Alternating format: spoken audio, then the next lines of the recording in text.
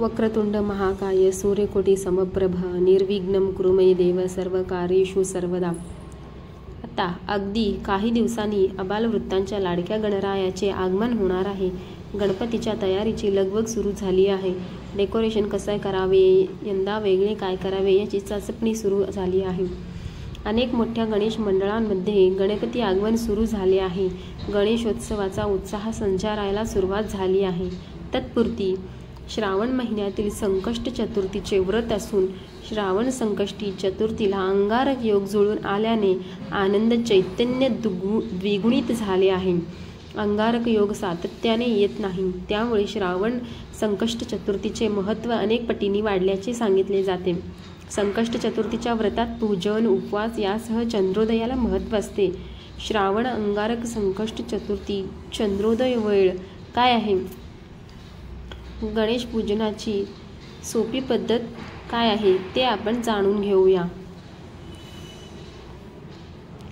गणपती ही वैश्विक देवता आहे। गणपती बुद्धीची देवता आहे।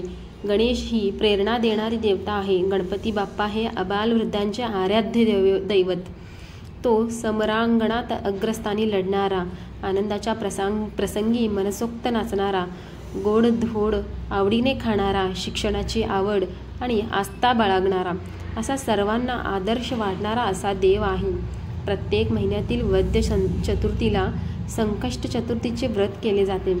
गणेशाची शाश्वत भक्ती लाभण्यासाठी गणपती उपासक प्रत्येक महिन्यातील संकष्ट चतुर्थीला गणेशाचे व्रत करतात। गणेश व्रतामध्ये संकष्ट चतुर्थीचे व्रत सर्वोच्च आणि सर्वश्रेष्ठ मानले जाते। संकष्ट चतुर्थी हे व्रत कोणाही करू शकतो। संकष्ट चतुर्थीचे व्रत एक काम्य व्रत आहे। हे व्रत फार प्राचीन आहे। हजारो वर्षे हे व्रत भारतवर्षात निष्ठेने पाळले जाते। यातूनच या व्रताची थोरवी दिसून येते। प्रत्येक संकष्टीला गणेश भक्त आपापल्या परीने आणि पद्धतीने गणपती बाप्पाला पूजत असतात। चतुर्थी तिथी मंगळवारी आली की तिला अंगारक योग असलेली चतुर्थी मानतात। श्रावण महिन्यातील संकष्ट चतुर्थीला अंगारक योग जुळून आलेला आहे। अंगारकी संकष्टी चतुर्थी अतिशय महत्त्वाची मानली जाते। अंगारक म्हणजे मंगळ। अंगारकी चतुर्थीचे व्रत विधिवत केले तर वर्षभरातील सर्व चतुर्थी व्रत केल्याचे फळ मिळते। शिवाय मंगळ ग्रहाची आणि खुद्द गणरायाची आपल्यावर कृपादृष्टी होते अशी भाविकांची श्रद्धा आहे।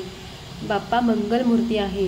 अंगारकीचा उपवास केल्यानंतर 12 संकष्ट केल्याचे पुण्य मिळते अशी काही भाविकांची समजूत आहे।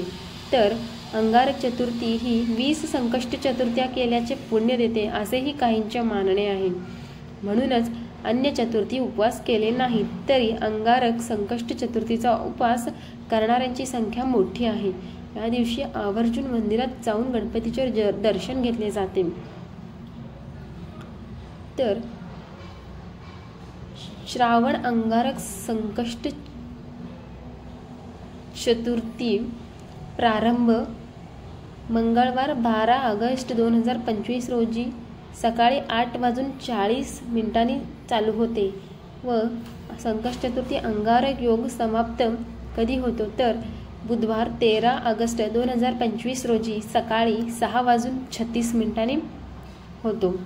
भारतीय पंचांगानुसार सूर्योदयाची तिथी मानण्याची प्राचीन परंपरा असली तरी संकष्ट चतुर्थीचे व्रत प्रदोषकाळी चंद्रोदय झाल्यावर केले जात असल्याने मंगळवार 12 ऑगस्ट 2025 रोजी व्रताचरण करावे असे सांगितले जात आहे। अंगारकी संकष्टी चतुर्थी हा योग वारंवार येत नाही। याबद्दल मुद्गल पुराणात एक कथा सांगितली जाते। अंगारक चतुर्थीचे व्रत केल्यास कोणतेही संकट येत नाही अथवा संकट आल्यास त्याचे निवारण होते अशी मान्यता आहे। गणेशाने मंगळाला वर दिला आणि तुझ्या नावाची ही चतुर्थी लोकांचे कल्याण करणारी होईल असा वर दिला। तेव्हापासून अंगारकी चतुर्थी या दिवसाला विशेष महत्त्व प्राप्त झाले असे मानले जाते। संकष्ट चतुर्थीचे व्रत फार प्राचीन आहे। हजारो वर्षे हे व्रत भारतवर्षात निष्ठेने पाळले जाते। यातूनच या व्रताची थोरवी दिसून येते। संकष्ट चतुर्थीचे व्रत इच्छापूर्तींच्या उद्देशाने केले जाते। मनोभावे हे व्रत केले असता गणरायाची कृपादृष्टी लाभून इच्छापूर्ती होते असा भाविकांचा अनुभव आहे।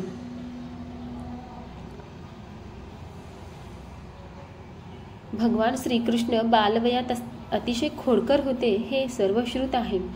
त्यांनी आपला खोडकर स्वभाव सोडून द्यावा आणि 4 मुलांसारखे वागावे म्हणून यशोदा मातेने हे व्रत केल्याचे सांगितले जाते. या दिवशी देशाच्या काही भागात बहुला चतुर्थी साजरी केली जाते.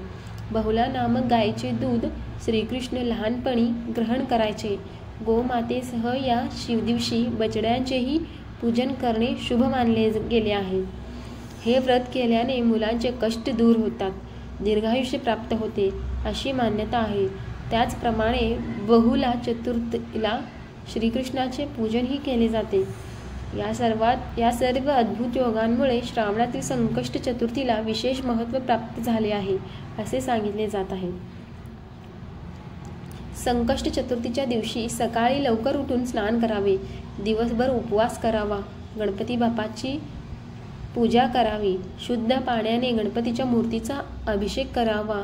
अभिषेक करते वेळी अथर्व शीर्ष पाठ असल्यास 21 वेळा आवर्तन करावे, अन्यथा ओम गंग गणपतये नमः या मंत्राचा 108 वेळा जप करावा. यानंतर फुले अर्पण करावीत. धूप दीप नैवेद्य अर्पण करून गणेशाचे नामस्मरण करावे. प्रसाद ग्रहण करून त्याचे वाटप करावे. यानंतर रात्री चंद्रोदयाची वेळ पाहावी आणि धूप दीप लावून गणपती बाप्पाला नैवेद्य दाखवावा. चंद्रदर्शन घेऊन चंद्राला अर्घ्य द्यावे आणि गणपतीची आरती म्हणून जास्वंदाची फुले आणि दुर्वा वाहून उपवास सोडावा. अगदीच शक्य नसल्यास एकदा तरी भक्तिभावाने अथर्व शीर्ष म्हणावे अथवा श्रवण करावे. हे व्रत आचरल्यामुळे विघ्नहर्ता बाप्पा लवकर शुभफल देतो अशी मान्यता आहे. मात्र चंद्रदर्शन घेतल्याशिवाय उपास सोडू नये असे म्हटले जाते. संकष्टीच्या दिवशी आपण बाप्पाला जास्वंदाचे फूल आणि दुर्वांची जुडी अवश्य अर्पण करावी असे सांगितले जाते. धन्यवाद.